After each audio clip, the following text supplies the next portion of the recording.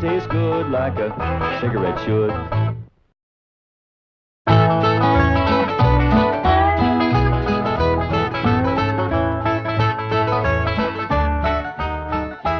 You know something, Granny? I feel sorry for Mr. Drysdale.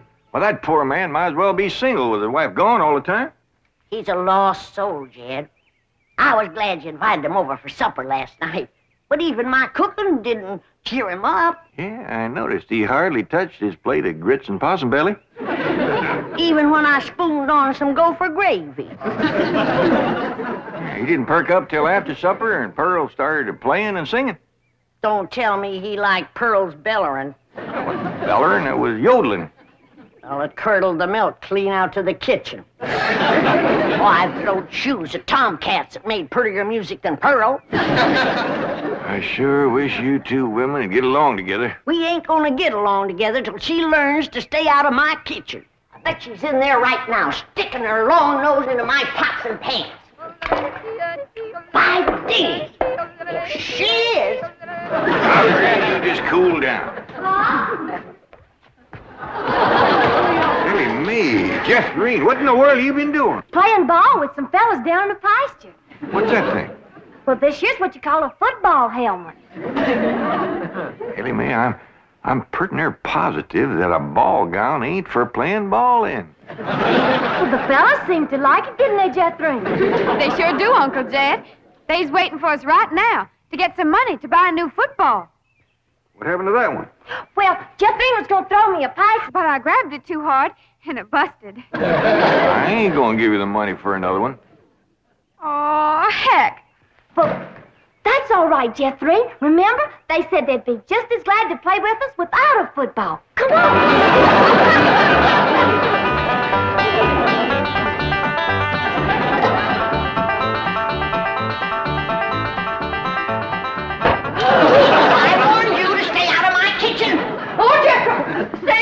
Protect me from that wild woman. Hold her, Jethro, so I can paddle her. Granny, a thing like that could smart. Put me down, big overgrown put. Hey, what's going on here? Jethro, put your granny down. Put me down. He was fixing to whomp Ma. I'll whop her. Here, Ma, now it's a fair fight. I'm gonna whomp nobody. Well, then you tell Pearl the next time she sticks her nose in one of my pots, I'm gonna cook it. It is my bounden duty as a mother to supervise the victuals of my growing children. Don't tell me they is still growing. The Clampett side of the family has always been big, strong, strapping folks. It's your family that brought in the runts. Who you call a runt? I think she meant you, Granny. He's about as helpful as a high wind in a prairie fire. Come on, Pearl, you and me's gonna have a talk. Jethro, you stay here and help your granny cool down. Okay, Uncle Jed. Granny, would you rather I held you under the faucet here to cool off, or took you out to the cement pond and ducked you? Try either one and I'll bash you flatter than a gander's arch. Now, Pearl. Cousin Jed, I know just what you're going to say. You're going to say, Pearl, stay out of the kitchen. You're going to say, that's Granny's kitchen and it's none of your business. You're going to say, stay in your room where you belong. That's what you're going to say, ain't it? Ain't nothing like it at all. What I was going to say was, it seems to me that a handsome widow woman in the prime of life ought not to be hiding herself in the back part of the house, working over steaming pots and pans and dipping her panty-playing fingers into soapy water and hoarsening up her beautiful singing voice yelling at Granny. That's what I was going to say. Praise be. Why don't I keep my big mouth shut and just listen? You know, Pearl, you got the gift of making music. And I reckon there ain't nothing these city fellas likes better than that. Really, Jed? Yeah, remember last night Mr. Drysdale was here and you was playing and singing and yodeling for him? Yeah. You brung that poor lonesome man a lot of happiness. Jed, you ain't agreeing in me, are you? I'll give you my word. Remember that song you sung, The Flowers That Bloom in the Spring, Tra-la? Yeah. Well, you had Mr. Drysdale believing it was spring. No. Yeah. While you was still singing, he went, flung open the window, stuck his head out, and started taking deep breaths, just like he was really smelling them flowers. I reckon he liked my yodeling. Pearl, he like to went wild. I reckon them city fellas don't get a chance to hear much yodeling. 'Cause when you throwed your head back and cut loose, it really grabbed a hold of him. It did? He gripped the arms of his chair till his knuckles turned white. Then he commenced to rocking back and forth and moaning like he's under some kind of a spell. And his eyes commenced to circling in his head, and real tears run down his cheeks. Before you got done, he was limp as a dish rag. I had to help him to the door. Uncle Jed, I can't seem to do nothing to cool Granny off. Ain't no need to, Jethro. Your pretty, young, piano-playing Ma has decided not to hide herself away out in the kitchen. That's a good idea, Ma, because Granny, she'd find you and whomp you. Well, we'll see about that. Well, you stay out here and practice playing and singing and yodeling. I'll take care of Granny. I wonder if I should have told Uncle Jed that Granny's waiting behind the door with a skillet to whomp the first person that sets foot in her kitchen. I reckon I should have. Jed, I'm sorry. I thought it was Pearl coming in. Granny, you done shortened me. I'll make a poultice for your head right away now, Jed. Right away.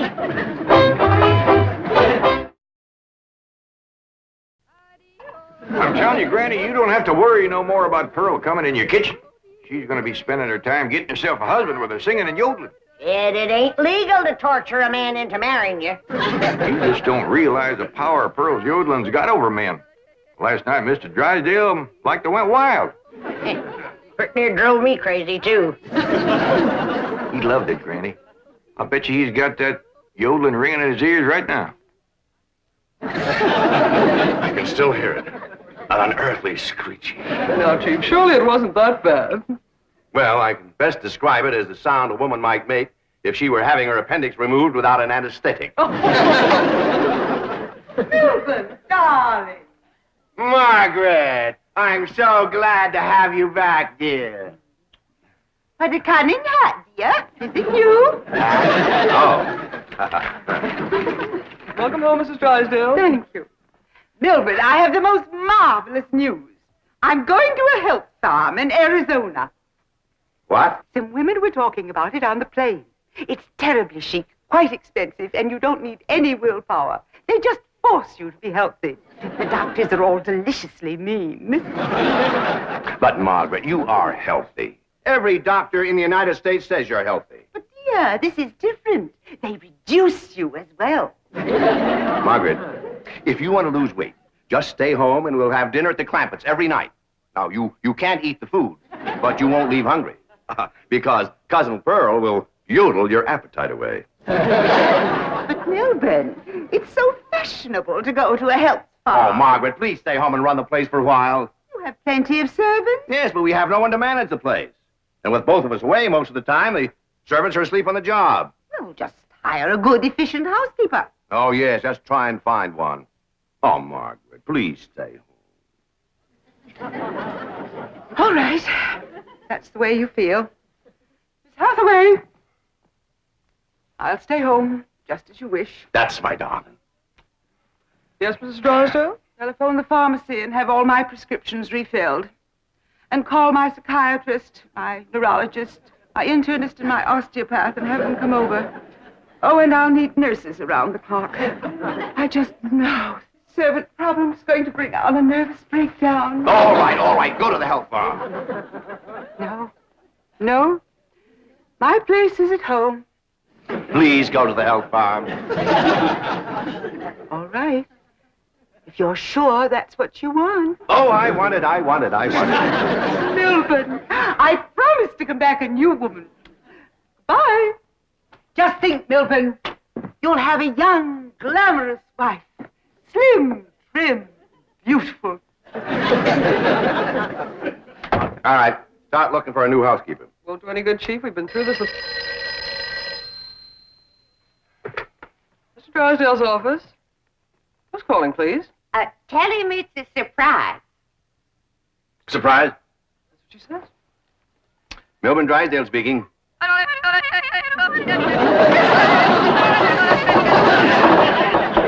in the world is that?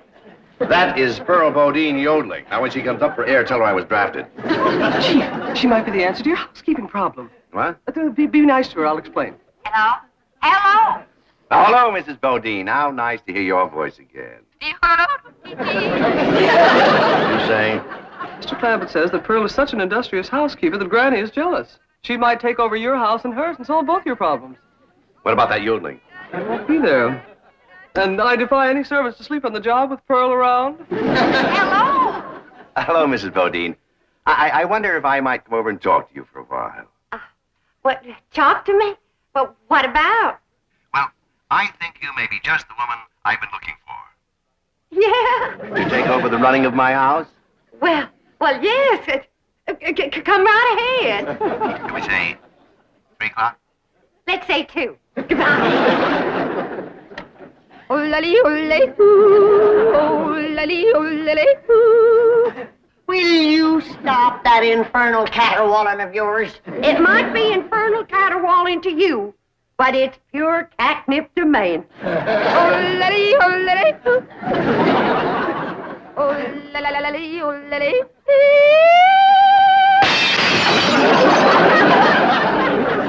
Why, looky there. I hit such a perfect note, it busted the glass. It wasn't your voice that busted the glass.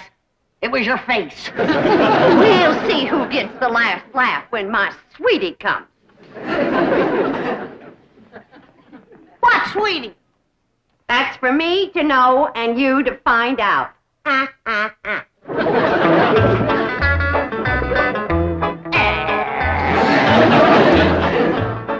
Sure is nice of you to share your soap with Miss Drysdale. Well, with my lye soap, she'll be happy to stay home and do her housework. Granny, most powerful batch of soap that you ever made. Just a breeze blowing it back on me on the way over here has got me crying. I make a big soap to do a big job. Arrivederci, au revoir, toodaloo. Howdy, Miss Drysdale. Hello. Goodbye. Where are you going? Milburn is sending me to a help farm. Martin, I'll be loaded. Yes, ma'am. Well, let's fly. Just a minute, Miss Drysdale. Granny and me brung you something. Yeah, honey. Take a good whiff of this. How nice of you. Tell the gardener to spade it in around the rose bushes. Toodaloo. Oh, just a minute, ma'am. Granny and me'd like to talk to you. I haven't time. The sooner I go, the sooner Milburn will have his new wife. Did you say new wife? Completely new. Young, glamorous, slim, trim, and beautiful. Oh, Martin, did we pack my medicine? 16 bottles, Mrs. Drysdale. Good. Drive on. Toodaloo.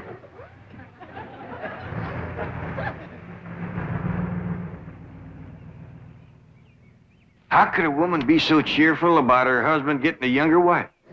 You heard her. She's loaded. Yeah, both of them. Stewed to the gills. Who do you reckon is the woman that busted him up? Hard to tell, Granny. There's so many young, beautiful women out here. Yeah, probably one of them glamorous movie stars.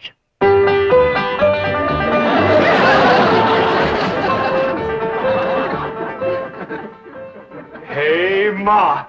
You sure are all fancied up. Do I look like one of them glamorous movie stars? Yeah, by golly, you do. Which one? Milton Sills. Go on and get out of here. Now listen. You find your sister Jethrine and your cousin Ellie Mae and tell them to start practicing to be bridesmaids for my wedding. Are you getting married, Ma? Well, it ain't official yet, but I sure got him anxious. Get going.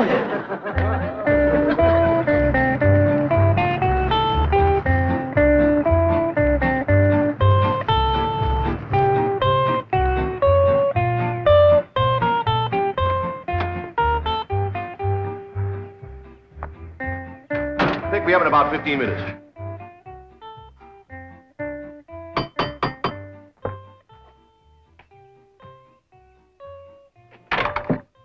Oh, Mrs. Bodine. Why, Mr. Drysdale, you are anxious. If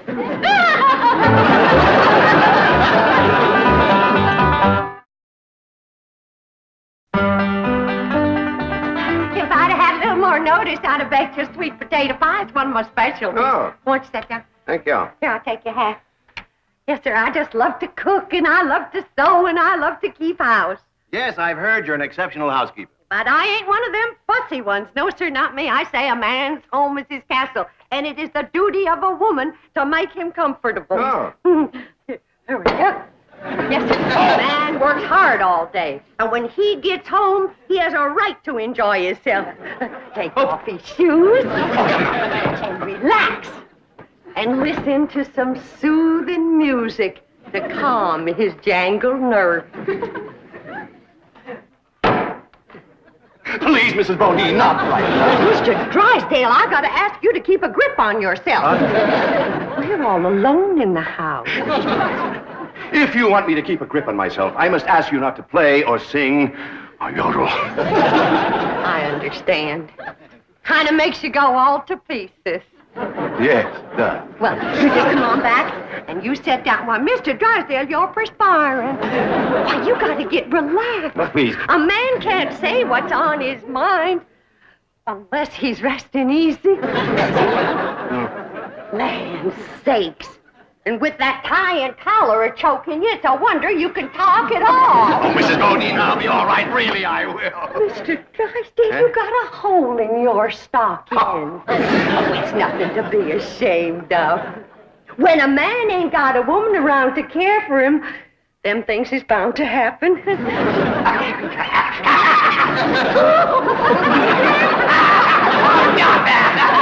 I declare, Mr. Drysdale, you're ticklish.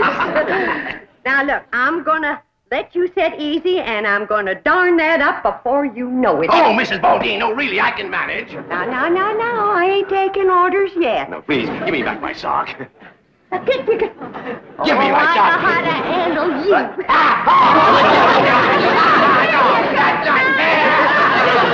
Uncle Jed, Granny, Ma's gonna get married. What? Oh, too. Well, she wouldn't tell me, but she was expecting him any minute. I reckon he's inside right now. Let's go in and see who it is.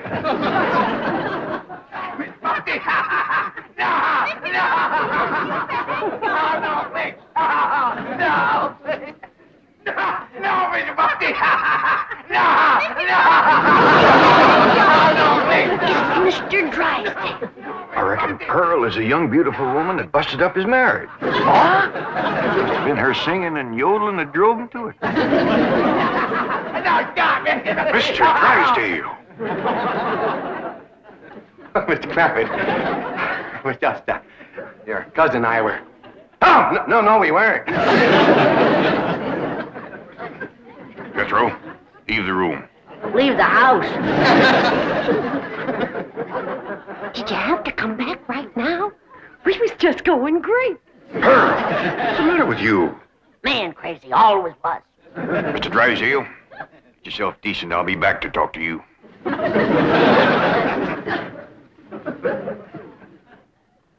Shame on you!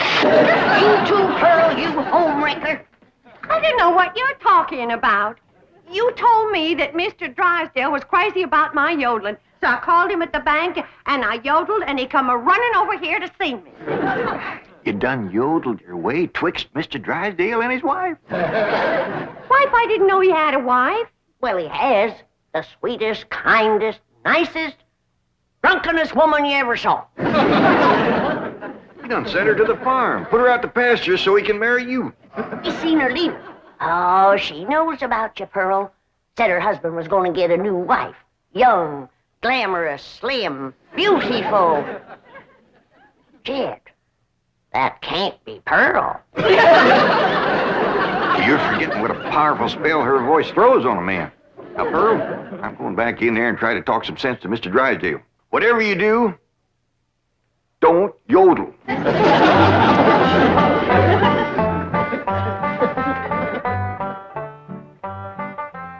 Oh, Mr. Clappett, I'm terribly embarrassed about the picture we must have presented when you came in, but I assure you I wasn't at fault. Yes, your cousin Pearl is one of the most... Yeah, my cousin Pearl admitted that she called you on the telephone and stirred you up. But she didn't know you were going to send your wife away to make room for her. Oh, but I didn't. In the first place, my wife is never home. Second place, if she does come home, there's still plenty of room for both of them. Mr. Drysdale, I hear tell that You folks out here behaves might different than we's used to. I know you're carrying a heavy load on account of your wife. But I just can't let my cousin Pearl get mixed up in any kind of goings-on like that. Well, then, if I can't have Pearl, can I have Granny?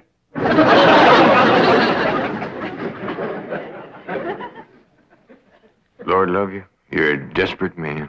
What are they saying? How can I hear when you keep pestering me? Oh! Jed told you not to yodel. I was screaming. Tell the difference. What in the world happened to you? We was playing football with some boys. Yeah, and they sure was dumb. Jethrine was a-toting the ball, and they kept a-tackling me. Go get cleaned up, both of you. Jethro says you want us to be bridesmaids at your wedding. Yeah, who you marrying, Aunt Pearl? What's his name, Ma? Puddin' and Tame. Ask me again and I'll tell you the same. Now, get upstairs. That's a funny name, Puddin' and Tame. Oh, Ma don't care. She once said she'd marry Humpty Dumpty. Well, I like Jethrine Tame better than Jethrine Dumpty. Yeah, go down here. That poor man in there is so sick of his drinking wife, he is wanting to marry either one of you two. Last one in is an old maid. Ready? We's trying to save the marriage, not bust it up, and I think I got an idea that'll do it. I want you two to wait in the kitchen, and when I bring Mr. Drysdale in, I want the two of you. Yes, sir, Mr. Drysdale. Well, both them fine, hard-working, good-cooking, housekeeping women is in the kitchen there. All you have to do is go in there and take your pick. Oh, this is marvelous of you. Nobody knows. Oh, no. And they took the pledge.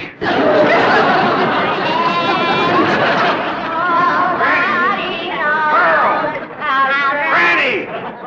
Well, look who's here. It's old Jed himself. And there's Beverly, baby. You fellas want to dance? Come on, let's have a little dance. Come on now. You can't dance with her. Why not? It's all downhill. Take your pick now, Mr. Drysdale, while I can still walk over to your house. Oh, he's gonna pick me. Ain't you, sweetie Milby? Oh, no, he ain't. He's gonna take me, ain't you? You get your banker grabbing hands off of him. Who you shove it, fella? Who you shove it, huh? I'll show you. Shove it there.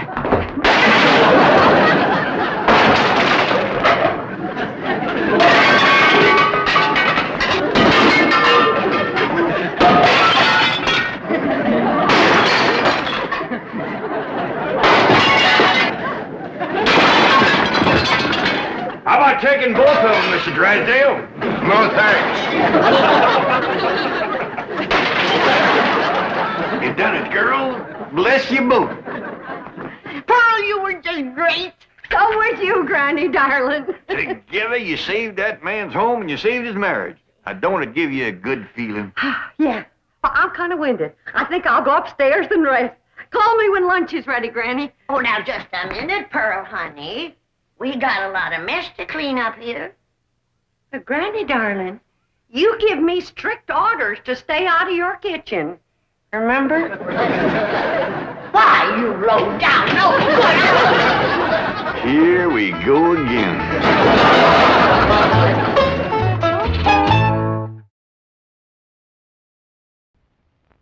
All right, now I'm going to count to 10. When I do, I want you two to commence whomping each other and keep at it till you have whomped all the spite out of your system. Wait a minute, Granny. Wait till I count to 10. And while I'm counting, let's all three of us have a few puffs on a Winston.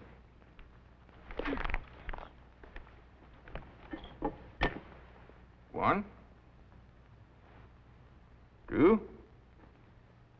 Don't want three on a match. 3, 4, 5, 6.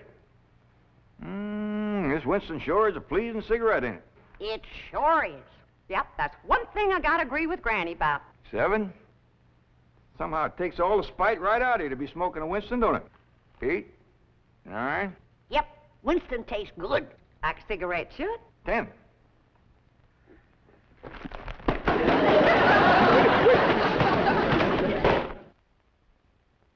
The Beverly Hillbillies has been presented by Winston. We hope you've enjoyed it, and we hope you will try Winston, because Winston tastes good, like a cigarette should.